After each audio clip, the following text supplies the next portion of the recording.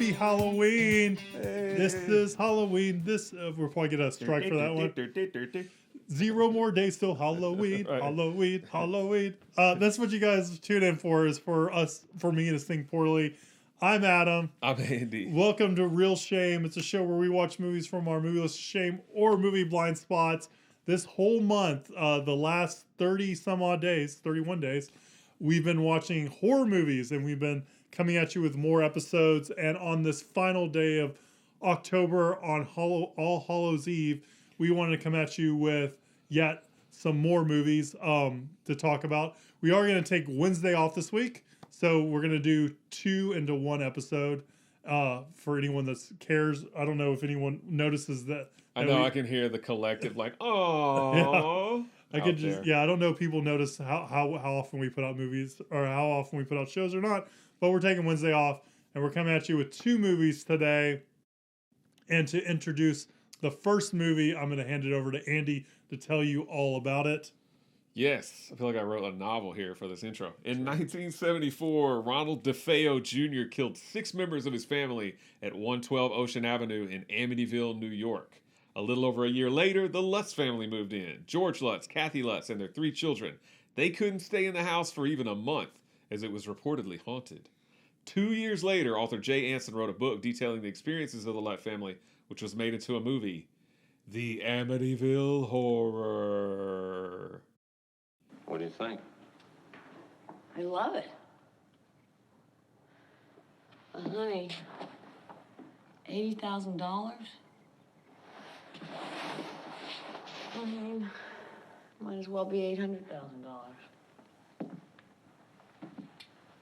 Well, now listen.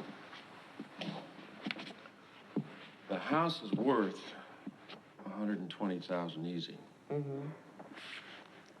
And if I move my office into that little cottage out back, that'll save that rent. And the boathouse means I won't have to shell out for mooring charges, which they're raising, by the way. You didn't tell me that. Well, there was nothing to be done about it. I just wish that all those people hadn't died here. I mean, a guy kills his whole family. Doesn't that bother you? Well, yeah, sure, but houses don't have memories. So the Amityville Horror came out in 1979. Actually, it looks like in the summer of 1979.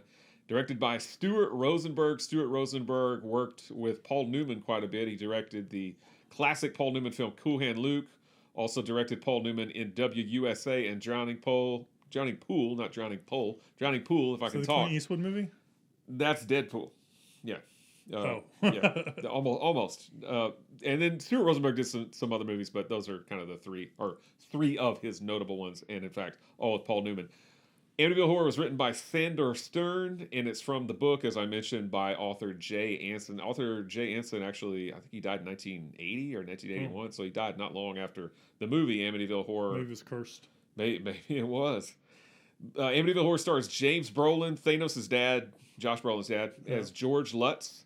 Margot Kidder plays Kathy Lutz. So Margot Kidder, at this point, had already been in the first Superman that came out in 1978. She played Lois Lane, but she was no stranger to horror films. She was in Black Christmas, which we did a couple of Christmases ago, I think. And she was also in the Brian De Palma horror film Sisters, where she plays twin sisters, one homicidal and one not. We should do Dead Ringers. Yes, we should. Rod Steiger plays Father Frank Delaney. We've seen Rod Steiger in The January Man, and maybe that's it. I can't remember if we've seen him in anything else. And also look for Murray Hamilton, he's in Jaws. You'd recognize him from that. And Don Stroud. They play 2 of the other priests, basically. They're only in like one scene. Yeah. But those are the other 2 people that I found that were notable, I guess, for this film. Everybody else I didn't really recognize, so I didn't write their names down. So this is a movie that I don't think I've ever seen all the way through. I think this is actually the first time I ever saw all of it. I've definitely seen parts of it on TV. So I'm old enough to remember this playing on TV every so often. And also, this is one of those movies, as I was kind of about to watch it and as I was watching it, I remember as a kid, so I'm going to take you back to a time before the internet. What? Nowadays... There was a time before the internet? There was a time before the internet. So nowadays... If Adam said, hey, Andy, have you ever seen such and such movie? I could go, no, and I look it up on IMDb, and I could see screenshots, and I Yeah. can know who all's in it. I could look at clips on YouTube. I could probably find the script if I want to. You can know everything there is to know You can about a find film. idiots You like know, us rambling on about it. you can, exactly. You can find a streaming copy or something. Yeah. You can find some way to watch it, whatever. But back in the day, back in the 1980s, somebody would tell me about the Amityville Horror, and I mean I was a kid, but they'd say, "Hey, have you seen Amityville Horror?" And I'd say no. And if I couldn't go rent it, I just had to use my imagination. So my friends would tell me about scenes from the Amityville Horror, and I had to just imagine how Yes. they were, right? So you can't go look at screenshots, you can't go look at clips or anything like that on YouTube. So I built it up in my mind as this horribly scary thing, right? Yes. Oh, there's a part in there where this girl gets locked in the closet and she's banging so hard her fingers are bleeding. And to me, that just sounds like horrendous. So Yes. I'm my mental picture of that is just like, oh my God, this sounds like a nightmare. I mean, this just sounds horrible. So as I was kind of watching this, I was thinking about the good old days back when my friends would go, "Hey Andy, about this movie or whatever." So anyway, that's neither here nor there, but just thought I would mention that. So this is the first time that I've ever seen the movie all the way through, but this is a movie that you've also never seen. I've never seen it. No. Have you seen bits and pieces of it like me? No, Clips no, or not anything at like all. that? Okay. No, I've seen the remake, and we might get into that a little bit later. But I have not seen this movie at all. Okay, well, having seen the remake, you at least maybe had a vague idea of what went on. I I don't know how did. much you remembered about the remake. I didn't remember much. I saw the remake pretty close to when it came out. I don't think I saw it in theaters. So Okay. I just remember in the remake it had Ryan Reynolds with a beard and abs. That's all I remember. I don't know why. He's That's all- definitely ripped. in He's that movie, yeah. ripped. Yeah, Yeah. that's all I remember from the remake. All right. So I guess kind of what were your expectations? I don't know if you liked the remake or not, Yeah. and maybe we'll get into that later. But what were your kind of expectations, I guess, going into the Amityville Horror based on your semi-prior knowledge? Yeah, I thought, for some reason, I thought this was going to be better than a remake. I thought this was going to be like on the same level as like Carrie is and like the original Shining and stuff like that. I don't know why I had this kind of like air around like prestige around this movie or not, and I don't know if it's really so I kind of had high expectations watching it a little bit, and I don't think it kind of met those expectations. I don't think I really had like soaring expectations. I just think I thought it was going to be a really like one of those horror gems and stuff like that we kind of watched. And the movie's a little bit more rink-a-dink than I expected. It's actually felt like more like when we did the TV movie, Is it Home for the Holidays? Home for the Holidays. It felt like of that kind of B movie, kind of schlocky kind of movie, right? So it wasn't as like prestigious as like Carrie in my mind. It was more along those lines. Yeah. There's aspects of this movie that I like, and things that I liked in the movie that I normally don't like in other movies that I found pretty interesting. So some of the things I liked was I actually liked that they gave like a reason, like an explanation of what's going on, like that this like doorway or this place in the basement is like a direct line to hell and all that kind of stuff, and the house is like built on like this like grave of dead Indians, or am I getting that confused with Poltergeist at that point? No, this is Also is has that. yeah, this is I like that. I mostly in movies like that I'm just like, oh come on, just don't we don't need that. But for this, for some reason I like that aspect of it. I thought that was interesting. And I like the performances and everything. I just feel like a lot of this movie just felt like they didn't go far enough with everything. Like when we have, the flies attacking Father Delaney, it's just like, it felt like there was like 20 flies. It didn't feel like a whole infestation of flies kind of getting them, with everything kind of going wrong. It just felt like it could have gone a little bit further. It just felt tame to me for some reason. Even with like the like you said, with the babysitter banging her hands against the wall, I don't feel, or banging her hands against the door, I don't feel like that's super horrific. I think It was much scarier in my mind. yeah, than it actually was in reality. It kind of plays almost like a TV movie to me a little bit. But I do like that there's like violence to the kids. Like I think that's I'm like, okay, this is happening. This is like we're seeing things happen to the kids. So I find that interesting, and that that makes it fun. Like if kids can get hurt, then you're like, oh no, like what else can go wrong and stuff like that. Right. Most of the time in movies, they shy away from that. Right? Exactly. They don't want to. No animals getting hurt. Yep. No kids getting hurt. We don't want to go there. I will say also when the movie started and like we're in the house or and or when they're previewing the house before they buy it and we're constantly cutting to that night when Ronald DeFeo killed the family members. I'm like, we're gonna see these kids and people die as much as we've seen Batman's parents die in the whole pop culture legacy of Batman's parents. Yeah. Like that was a little too much for me and stuff like that. So there's things that they do that I guess stylized around that, like the constant cutting back and forth that I don't think it stands up to modern ways of kind of telling a story like that. They cut at one point where the lady is like mid-sentence. She's like walking up the stairs. She's like, and then it cuts to like a flashback, and then it comes back to her them frozen, and then and I was like, that is the weirdest editing job, cutting job I've seen in forever. Yeah, it's odd. It's so, very odd. Yeah, I agree. So for me, this movie is okay. Like it's not great. It's not. I don't think there was anything super like inventive or fun about it. It just kind of felt like, okay, I've seen it. It reminded me a lot of when we watched of the same vibes as like The Changeling and stuff like that. Although The Changeling had a couple more freaky kind of parts, like with the ball and stuff like that. But it kind of reminds me of like Home for the Holidays and Changeling kind of vibes. So it's okay. It's not great. There's not a lot craziness going on. Nothing I'm going to write home about and remember from this movie. It's just okay in my book. Yeah. So that's my thoughts of the Amityville Horror.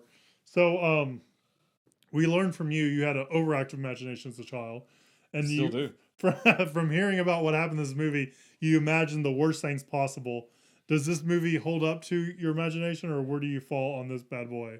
No,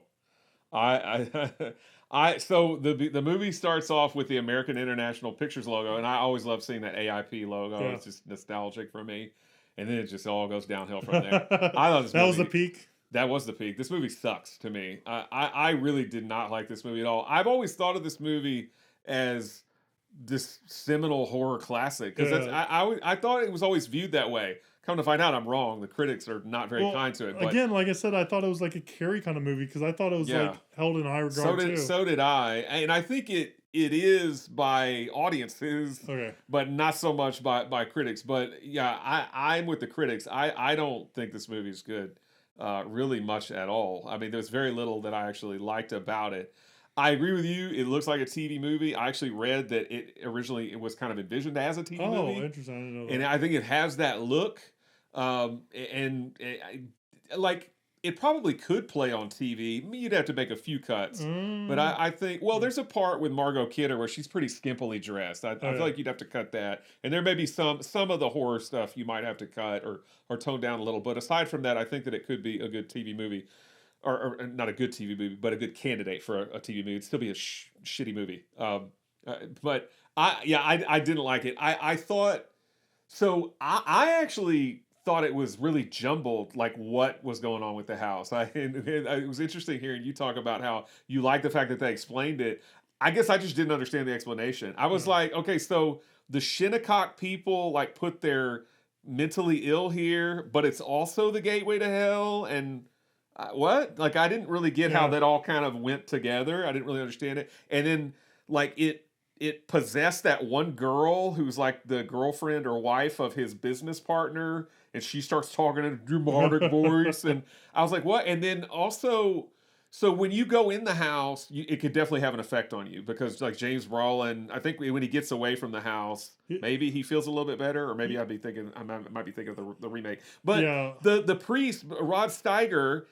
Apparently, can the house still get him? He's like in church, and he's like seeing like weird visions. Oh yeah, well, and I was like, how is crumble from like the ceiling and stuff? Is that the house doing that? And he goes how does blind? The house reach that far? Oh yeah, I forgot. I didn't get it, and so I really had a problem with his kind of story because to me he was pointless. He comes to the house to bless the house, and like he doesn't see any of the family, so he just goes in and he starts blessing the room, and the flies start attacking him and whatever. He leaves.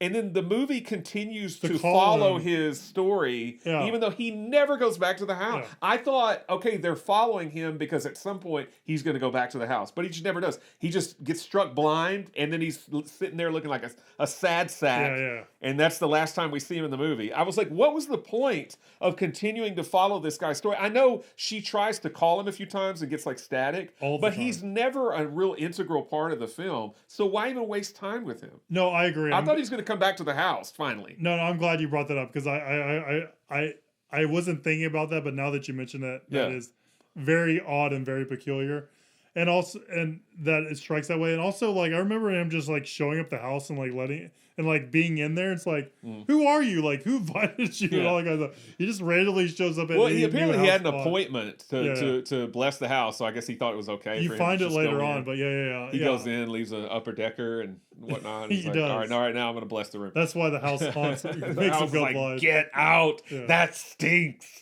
It's horrible. No, I didn't really understand or get the point of his, or even continuing to spend time with this guy because he never goes back. I did think it was hilarious that the one lady, the nun lady or whatever, comes in and it's like, I gotta go, and she's like driving, she's like, "Bleh." Like, she Yeah. just pulls over and starts vomiting. That's probably loud in the microphone, but I thought that was pretty hilarious. James Brolin looks like dog shit I think he's supposed to. pretty much. He does, but the thing is, I think Margot Kidder at one point just says like, "Oh, I think you're coming down with something," but they never addressed it after that. I was like, everybody in town sees this guy looking like death warmed over, and nobody's like, "Dude, you should go to the doctor. You should go." People say do things to something." him like when he goes to the wedding, like people are like, He looks like he's about to die. I'd And be then when like, he's "We at- need to call you an ambulance right now." And then when he's at the bar with his coworker, he says something like, "You look terrible" and stuff like that. So I feel like they say it, but yeah. Man, I like if I was his wife, if I was the Margot Kidder, I'd be like, "We're going to the hospital, Yeah. like right now." So I was like, God, he looks terrible. And I don't like all the extracurricular things they do. Like they go to a wedding, he goes to the bar and all that kind of stuff. Like I don't. Well, think and I that wrote down the matters. house apparently needs $1,500 for something because it steals the guy's money. It For does. what? Like what's the point I of think that? it just Like, wants to like, wreak. ooh. It's just wreaking havoc at that Yeah, point. so that's probably my biggest problem with the movie. I feel like they sat down and I don't know how much of this comes from the book, maybe all of it, but I feel like they sat down when they're about to make this movie and they're like, what? Okay, we got a haunted house movie. What will make this movie scary? So they like listed all these different. Let's have blood coming out of the walls. Let's have what looks like oil coming out of the toilet bowl. Let's have money disappear. Let's have money disappear. Let's do all these things. But it's not really cohesive to me. It's just the house just does all this random weird shit. And I didn't understand like what the deal was with the house. Is it the Shinnecock people? Is it a gateway to hell? Is it both? How are those related? I just didn't get it. So to me, this movie was really bad. I was disappointed because I've always thought of this film, like you said, as like this revered kind of thing. I remember my friends telling me about it as a kid, and I have seen bits and pieces of it on TV over the years. I thought I would like it more, and maybe my expectations were just too high. But I thought this movie was quite bad. Honestly, I was not a fan. Pains me to say, sorry, fans of Amityville Horror, but I'm not one of you. All right. I hear you. Yeah. I don't have much to add on top of that. I don't begrudge you for that either. So, anything else you want to add about this movie? It got an Oscar nomination Oh. for the best original score by is it Lalo or Lalo Schifrin? I've never known. Lalo. Lalo. Was it the drum corps part when he's in the house and they just hear the drumming? I don't know. Nick Cannon pops up. Yes. Drum line. But it lost. So that was the only Oscar nomination. It lost to a movie called A Little Romance, and it actually just like very recently, was released in 4K by Vinegar I think I'm Syndrome. gonna pass on that one. Yeah, Amityville Horror 4K by Vinegar Syndrome. If you love this film and you want to see it in 2160p, Vinegar Syndrome's got you covered. It's only 30% fresh. I feel like I'm about to burp. It's only 30% fresh on Rotten Tomatoes, 52% audience score, 2 thumbs down from Siskel and Ebert. I didn't watch their review, but I should have. And Leonard Maltin gives it 1.5 stars. Wow. Not 2.5, 1.5. Even So- Malden didn't like this one. Yeah, not a fan. All right. Well, what we're gonna do now is talk about the remake of Amityville Horror, the 2005 one. So let's get into that. Let's do it. In 1974, Ronald DeFeo Jr. killed 6 members of his family at 112 Ocean Avenue in Amityville, New York. A little over a year later, the Lutz family moved in. George Lutz, Kathy Lutz, and their 3 children. They couldn't stay in the house for even a month because it was reportedly haunted. 2 years later, author Jay Anson wrote a book detailing their experiences of the Lutz family, which was made into this movie remake, The Amityville Horror. Hold on. So, look, I gotta ask, what's the catch? There's always a catch. There was a tragedy, a crime, a murder. I'm sorry, what? In the house? Several people, a family. But, you know, we've moved on. The whole town, it is a distant memory now. And the house is fine. Really? Doesn't it seem kind of strange by this house, honey? Well, houses don't kill people. People kill people. Just excuse us. You think we can make it work?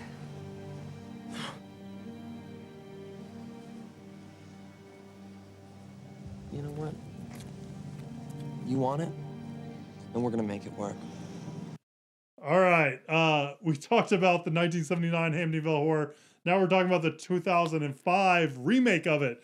It is written by Scott Koster and directed by Andrew Douglas. Koster's written a bunch of horror movies. He wrote The Machinist, which I like. I thought that had a good vibe to it, very freaky.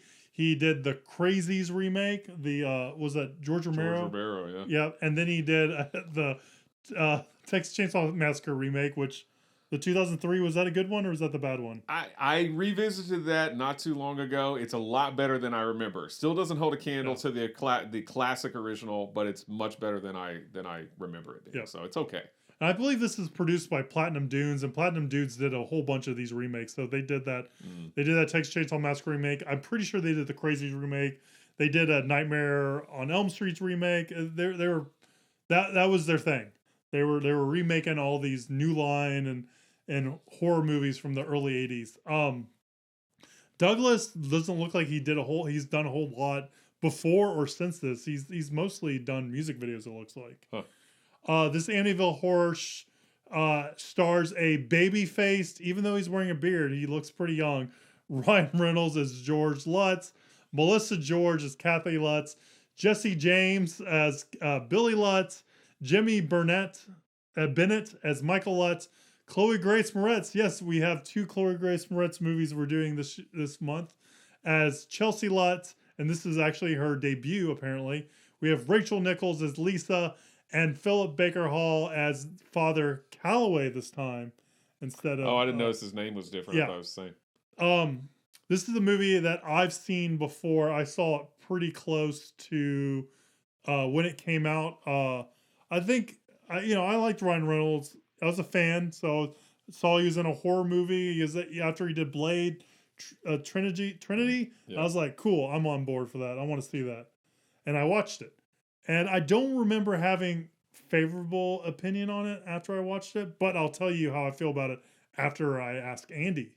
So, Andy, did you know anything about this Amityville Horror remake? I mean, I remember it coming out back in 2005, even though I had not seen the original all the way through. And I did know who Ryan Reynolds was. I had not seen Blade Trinity, but I think I knew who he was because of Van Wilder. Yep. Because, I mean, he hadn't done too much before this, right? Because Van Wilder, what was that, early 2000s? Yeah, I believe so. Something like that. So that's probably the only thing I'd seen him in. But I'd not seen the remake, even bits and pieces of it. Just knew it existed. Do you think he grew that beard, or do you think that was a fake beard? I don't think he could have grown a beard like that. It didn't look fake. I don't think it looks me, fake either, but I couldn't have grown a beard that age. Maybe that's projecting. Yeah, I mean, he was 20 something. I don't think he was quite 30 when he made Amityville Horror. So I don't know. I don't know. It's interesting. I was okay. So you knew of the movie for various reasons. You didn't watch it, maybe because Ryan Reynolds wasn't the star he is now. He wasn't Deadpool or what else has he done besides Deadpool? Other things, he was just Van Wilder to you. What'd you, after watching it, what'd you think about the Amityville Horror? I actually kind of wish that I would have seen it in 2005 because now that I have seen Ryan Reynolds in so many movies, I just feel like he's very silly. Yeah. Like, I mean, he's not menacing to me in this movie at all. Okay. I just see the Ryan Reynolds, like the Deadpool, the comedian guy, right? So it was very hard for me to see him. To like put that aside. And it was. I mean, like, and so when he, because just like the original film with James Brolin's character, he starts to get a little more gruff and angry and like mean and stuff like that. They put those contact lenses in. Yeah, and those contact lenses are very obvious. Maybe they weren't as obvious when it wasn't 1080p, but now they're super. I was like, he's wearing contact. You can see the outline of the contacts. Like, it's very, very obvious. I think they're giving like a red halo around it, so I think you can. Maybe that's what it was, but I was like, yeah, he's just wearing contacts. Like, it's very apparent. But every time he started getting angry at the kids or whatever, like, I just couldn't take it seriously. You're laughing. I was like, it's Ryan Reynolds or whatever, So I don't know. I had a hard time buying. I'm not saying he was bad or he's a bad actor or anything like that, but it's hard not to see because he doesn't do a lot. I feel like he doesn't do a lot of drama or dramatic roles, does he? No. I feel like everything I see him in is he's cracking jokes, right? Yeah, I mean, he had that stint of like rom-coms and stuff like that, right? But even that, the comedy is a big portion of that. And every time you see him just in an interview or something, he's just a funny guy, right? And I mean, I'm not saying I dislike him at all, but it's hard to see him in a role like this. I mean, so I feel like if I just saw it back in 2005 and having only seen him in Van Wilder, I would have bought it a lot more. I do think this movie is better than the 1979 one, but that's not saying much because I thought the 1979 one sucks. Yeah. I don't think this one is very good either. I do think the explanation is actually there this time, and it's actually makes more sense. Yeah. But I wish they would have done more with the Ketchum guy that he sees because you only see him like in the window when she's like on the roof and stuff like that, and like I don't even know if I saw him then. Yeah, she's like I missed him when they after they knock Ryan Reynolds off the roof, like at the very end, she's like climbing back, and then he's like. You see his reflection in like one of the mirror or one of the windows. I don't know. Maybe I missed that. I don't know. And I promise I pay attention when I'm watching movies, but maybe I blinked or something. I don't know. I remember seeing him when Ryan Reynolds busts through the wall and goes in, and then he's like goes down like the Hall of Horrors. The wax museum there, and he like turns around and like cuts his throat. But I thought he was going to play a more important role in the film because she has him on her Etch-a-Sketch at one point, which I guess Etch-a-Sketches came out back in the 70s. I don't know. Yeah, I was wondering about that. This is that's factually. I mean, probably, but this is definitely a period movie for sure. Yeah. But I mean, it's okay. But overall, I just was not a big fan. Maybe a lot of it had to do with Ryan Reynolds. I just didn't really think he was very menacing. But yeah, I mean, it's better than the original. That's about all I can say. It was okay, but I wouldn't watch either one of these again. Honestly. Gotcha. But you are maybe more favorable with the remake than actually am. So I didn't have the issues that you had with Ryan Reynolds. I do think Ryan Reynolds has become a better actor now than he was back then. I don't find him like goofy or silly in this role, or I don't have a hard time not seeing him as menacing. But I do think his acting chops aren't as good aren't up to snuff a little bit, right? Yeah. But I do actually, I do find him kind of menacing, and when he starts going crazy and stuff like that, it works for me. I'm in the thing. I'm in the movie. We don't get any violence to kids, but we do get violence to the dog, which you don't really see in a lot of horror movies. No. So we spent a whole week talking about horror remakes, and it's interesting that we did this, and I think you and I both bemoan that usually remakes are just it feels like another cash grab. They use effects that don't necessarily make the storytelling better just because newer technology's out and all that kind of stuff. Yeah. And it's just kind of like sometimes you're like, why am I watching this remake? Like, what's the purpose of it and stuff like that. Yeah. And I feel like this is great counter programming to that, or it's a great example of a remake done well. Because like you said it, even though the first movie left a low bar for you, you like this one better. Mm-hmm. I like the first movie a little bit more, or the original a little bit more, and I like this movie better than the original. But I think this movie does what a good remake should do, we don't go overboard on the graphics, like the computer graphics. Like it's still reined in, but they make things scarier that were silly in the first movie or didn't really wouldn't have the same impact for modern audiences. So with the flies, they made it a lot bigger. I mean, it's a little silly with the flies, but they made it a reason for him to leave. Even with the voice, the Get Out is much more menacing for Father Calloway than it was for Father Delaney in the first movie. I actually liked it better in the original movie. Oh, really? Because it's like whispering, and this one it was like... No, and the first one, it says it one time quietly, but then it gets a little... It sounds like Exorcist or something. Okay. It's like, get out! In the original film. Yeah. I kind of like that one. I liked it better in this one, but we could be splitting hairs on that. Yeah. The babysitter being locked in the closet's much more menacing and bloody, and the babysitter's hotter. Yeah. Oh yeah. That is so random. Yeah. I don't think that really works. I prefer not having like a stunningly gorgeous girl as the babysitter. That's like a little. Well, she's talking to him about like sex and French Yeah, kissing yeah. and stuff. So With the the kiss closet poster part and in stuff. this movie, I thought was hilarious because the little girl has her stick her finger in the bullet hole, Yeah. and I was like cracking up That's at that. awesome. So yeah. I mean, it was fun. Yeah. And I like the geography of the house and stuff like that. I like that they, instead of having like some shed in the backyard that Josh Brolin was gonna turn into his office, that's actually like a boathouse. And I like that he's gonna move his office into the basement, so it gives him an excuse to be in the basement more. I like all that stuff, and I feel like you said that the story is a little bit more, like I put in my notes, succinct, but they're a little bit more straightforward than it was, and it doesn't have a bunch of loose ends and a bunch of everything. It just felt like they kind of pruned down all these kind of random threads, and they made it a more succinct, straightforward story. It definitely made more sense. So for me, I think this is like an example of like, take a movie that's not necessarily great, that maybe has a good premise, and then making it better. Mm-hmm. Right. And I agree with you. This is not like a great movie by any stretch of the means or that kind of stuff. And I think I probably had lower expectations going into it because it was a movie I've seen before and I wasn't a big fan of. Yeah. But I think it delivers on what it's supposed to, and it's a lot better than the original. So I like I said, I think if we want to talk about now, if I ever want to talk to anyone about what is a good remake, I have this to point to, because I think this is actually a good remake. Did they do anything with the boathouse in the first movie at all? I don't think they did. In fact, I don't think they did. It wasn't really a boathouse. But I remember, but I thought there was a boat in there. They do have a boathouse, I believe, in the first film, but they don't. I don't remember them ever doing anything with that. But when he walks around, he's like this.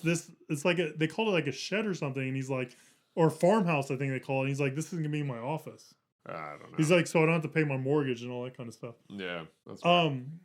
I like that this one has microfiche. That's awesome. Like, we don't see that very much anymore. It's crazy. It has what? Microfiche. Like when she's looking for news articles and stuff like It's that. got that in the original too. Yeah, I just you don't see that very much in movies. You don't. It doesn't happen. You don't. Not unless they're period movies. Yeah, we don't use that now. I think Melissa George kind of does more, and she kind of realizes that the house is affecting, and they use the boat to get away and stuff like that instead of. I wrote down at least this one they go to the doctor. I complained about that with the original. Yeah. It's like, come on, man, you look terrible, and he doesn't even look as bad. I mean, his eyes look worse, but he doesn't even look as bad. Like Josh Brolin looks like he's about to drop, or James Brolin, excuse me, looks like he's about to drop dead in the first one, the whole movie. And it's like, go to the doctor, dude. At least I did like that. They go to the doctor. Now he doesn't really do much after that, but still, at least they tried, right? Yeah, so, yeah. I think this movie does a better job of like Ryan Reynolds like getting crazier, or like the house affecting him more. Like he's constantly yelling at the dog, and even when he kills the dog, he still thinks the dog's there. Mm-hmm. He's yelling at like, I feel like this movie builds more for Ryan Reynolds' insanity than we got from the original Amityville Horror 2. Yeah, I agree with that. For me, I think the standout sequence of this movie was when Chloe Grace Moretz goes up on the roof. The roof, yeah. And is going to like jump off or whatever because she wants to see Daddy or whatever. Jody told me I can go see Daddy. I like that part. I like the way that it was done. Yeah. And I think Philip Baker Hall fits better into this movie, and you kind of have him to kind of she talks to and stuff like that. I cracked up.